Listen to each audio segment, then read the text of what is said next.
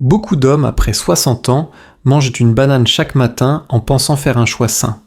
Pourtant, associée à certains aliments très courants, elle peut devenir un vrai piège pour votre digestion, votre circulation et même votre cœur. Ce que je vais vous révéler aujourd'hui surprend beaucoup de patients car personne n'imagine qu'un fruit aussi simple puisse poser problème dans ses combinaisons.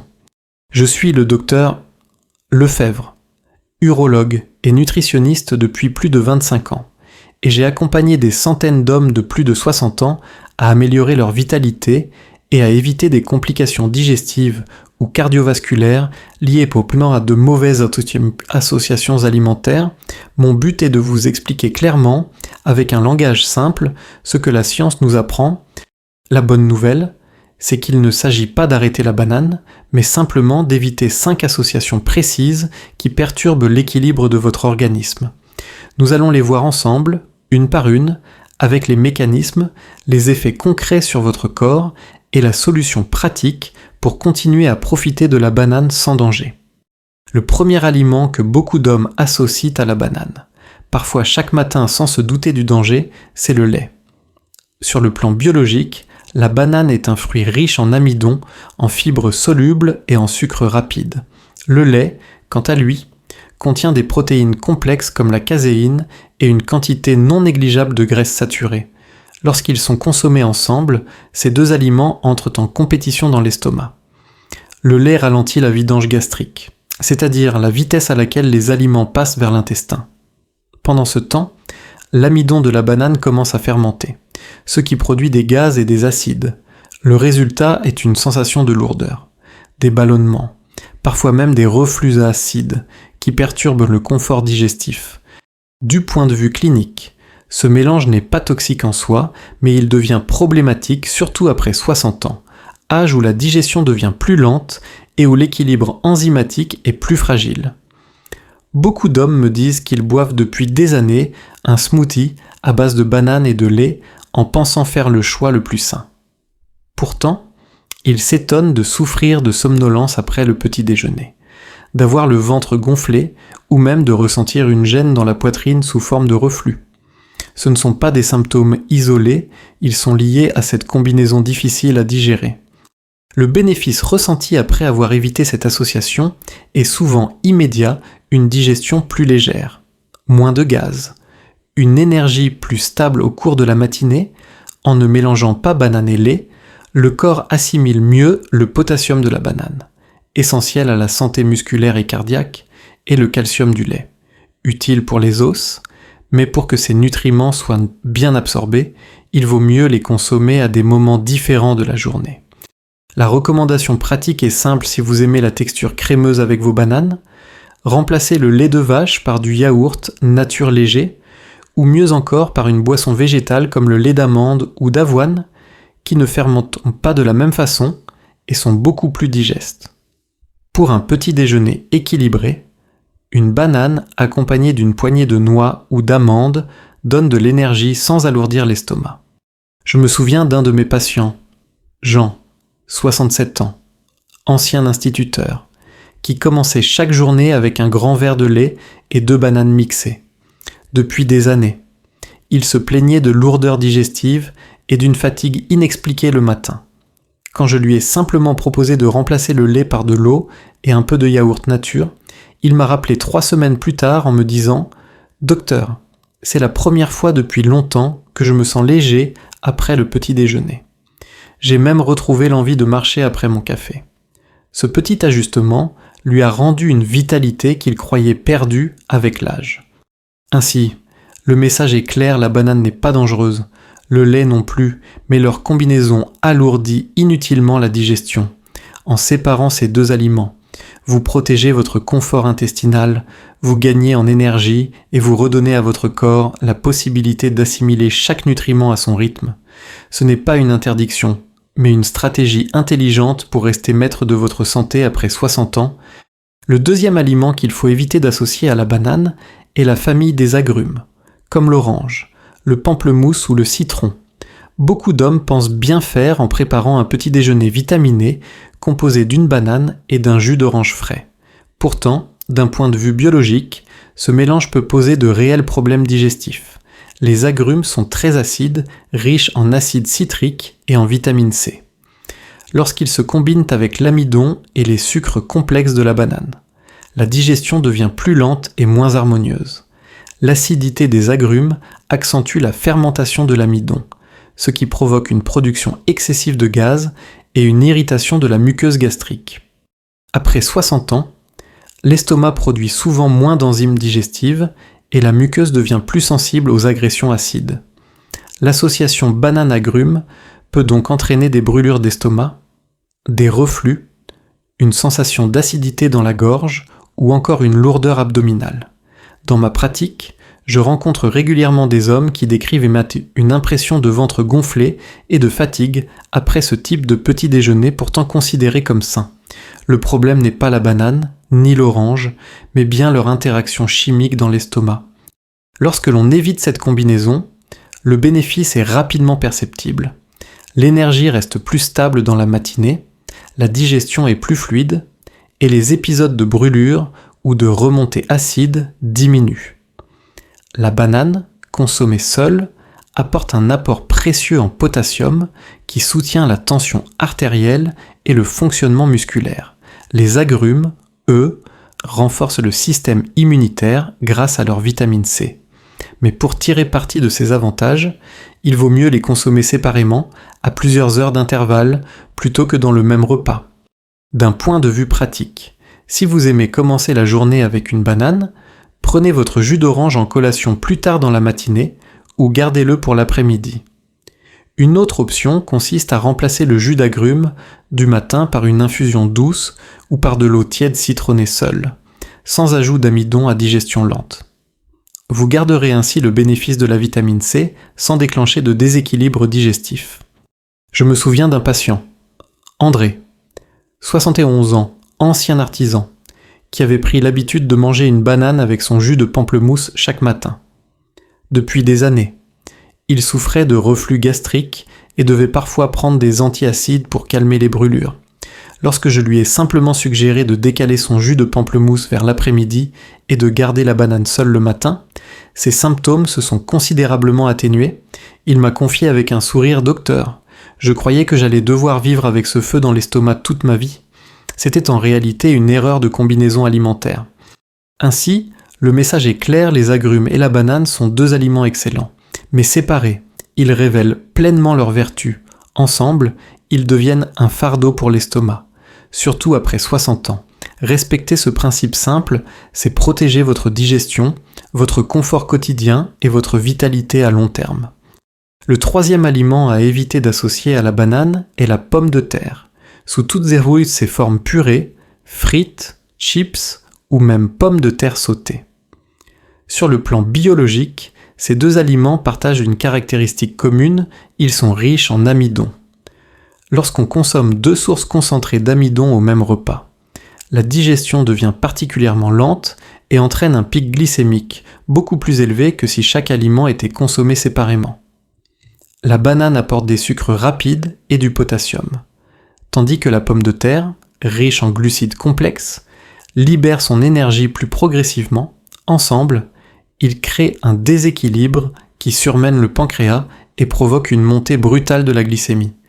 Après 60 ans, cette association est particulièrement problématique car la sensibilité à l'insuline diminue naturellement avec l'âge.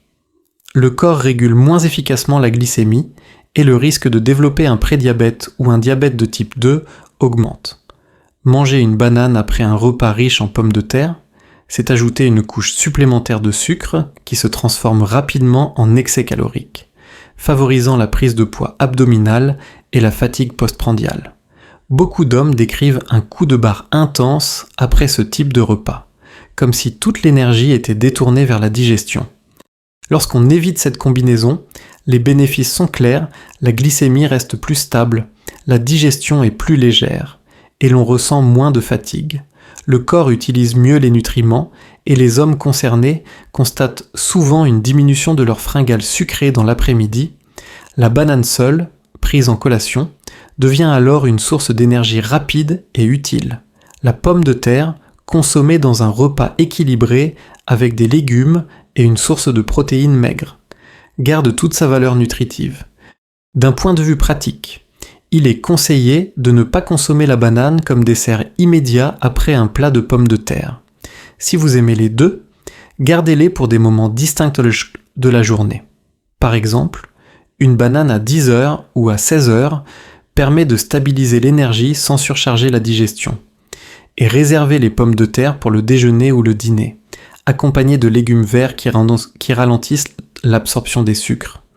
Je me rappelle d'un de mes patients, Michel, 65 ans, ancien chauffeur routier, qui avait pour habitude de terminer ses repas de midi, souvent composés de steak frites, par une banane pour se donner de l'énergie. Il ne comprenait pas pourquoi il se sentait écrasé de fatigue 1 heure après. Quand je lui ai expliqué le mécanisme et conseillé de manger la banane comme collation séparée dans l'après-midi, il a rapidement observé un changement. Ses après-midi étaient plus productifs. Il n'avait plus besoin de café en excès et il a même perdu 2 kilos sans changer grand-chose d'autre à son alimentation. Le message est simple. La banane et la pomme de terre sont 2 aliments utiles, mais jamais dans la même assiette. Ensemble, ils alourdissent la digestion et fatiguent le métabolisme. Les séparer, c'est protéger votre pancréas, stabiliser votre énergie et prendre soin de votre vitalité après 60 ans. Le 4e aliment à éviter d'associer à la banane est la viande rouge, en particulier lorsqu'elle est grasse ou consommée en grande quantité. La banane est un fruit riche en sucre simple, en fibres solubles et surtout en potassium, un minéral qui joue un rôle clé dans l'équilibre électrolytique et la régulation de la tension artérielle.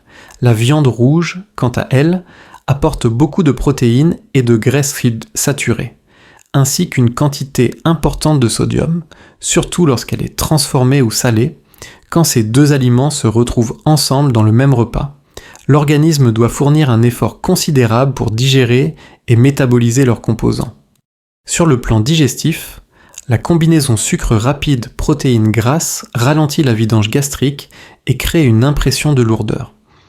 Le foie et les reins doivent travailler davantage pour gérer à la fois l'apport élevé en protéines animales et le potassium de la banane. Ce déséquilibre peut favoriser une rétention d'eau, des ballonnements et une fatigue postprandiale. Plus inquiétant encore, l'interaction entre le sodium de la viande et le potassium de la banane perturbe l'équilibre électrolytique, ce qui peut accentuer les variations de tension artérielle, un facteur de risque cardiovasculaire important après 60 ans. Cliniquement, beaucoup d'hommes se plaignent d'une sensation de pesanteur après avoir mangé un steak suivi d'une banane en dessert. Certains rapportent des palpitations légères, d'autres un besoin impérieux de s'allonger. En séparant ces 2 aliments, la digestion devient beaucoup plus fluide, le corps assimile mieux les nutriments et la tension artérielle reste plus stable. La viande rouge, consommée avec modération et accompagnée de légumes riches en fibres, reste une bonne source de fer et de vitamine B12. La banane, prise seule en collation, apporte de l'énergie rapide et soutient la santé musculaire. La recommandation pratique est simple. Évitez de consommer une banane immédiatement après un repas riche en viande rouge. Si vous tenez à une touche sucrée, optez pour une pomme ou une poire, qui se digère mieux avec des protéines animales. Gardez la banane pour le milieu de matinée ou de l'après-midi, moment où elle agit comme un carburant efficace sans perturber les fonctions digestives. Je pense à un de mes patients, Bernard, 69 ans, ancien mécanicien, qui mangeait régulièrement une banane comme dessert après ses repas du dimanche. Souvent composé de rôtis de bœuf et de pommes de terre, il souffrait de ballonnements et de jambes lourdes après le déjeuner, au point d'éviter ses promenades de l'après-midi. Lorsque je lui ai conseillé de décaler sa banane à plus tard, comme collation, il a vu la différence dès la première semaine. Il m'a dit avec humour, docteur, « Je n'avais jamais imaginé qu'une simple banane après un rôti pouvait me couper les jambes. Maintenant, je profite de ma balade sans problème. » Ainsi, le message est clair, la viande rouge et la banane sont 2 aliments nourrissants, mais ensemble, ils alourdissent la digestion et fatiguent l'organisme. Les séparer, c'est donner à votre corps la possibilité d'utiliser pleinement leurs bienfaits sans créer de déséquilibre. Après 60 ans, ce geste simple devient une véritable stratégie de protection pour le cœur. les reins et la vitalité quotidienne. Le 5e élément à éviter d'associer à la banane est un repas très épicé, riche en piments, curry fort, poivre ou gingembre concentré. Beaucoup d'hommes, notamment ceux qui aiment la cuisine exotique, pensent qu'une banane en dessert permet de calmer le feu des épices. En réalité, sur le plan biologique, c'est tout le contraire. La banane est naturellement sucrée et stimule la sécrétion d'acide gastrique lorsqu'elle est consommée immédiatement après un plat pimenté. Elle intensifie l'irritation de la muqueuse de l'estomac au lieu de l'apaiser. Le sucre de la banane, combiné à la capsaïcine du piment, favorise une hyperacidité qui se traduit par des brûlures d'estomac, des crampes abdominales et parfois même une diarrhée.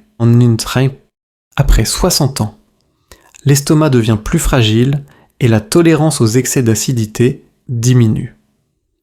L'association banane-épice peut donc déclencher des symptômes rapides, sensation de feu dans la poitrine, lourdeur digestive et inconfort qui durent plusieurs heures. Certains hommes décrivent aussi une sudation excessive et une fatigue importante après ce type de repas. En séparant ces aliments, la digestion devient beaucoup plus douce, la muqueuse est protégée et les bénéfices nutritionnels de la banane, potassium, fibres et sucre naturel peuvent être assimilés sans irritation. Cliniquement, j'ai vu plusieurs patients qui pensaient utiliser la banane comme un anti-brûlure naturel après leur repas épicé. Mais en réalité, cette habitude empirait leurs symptômes.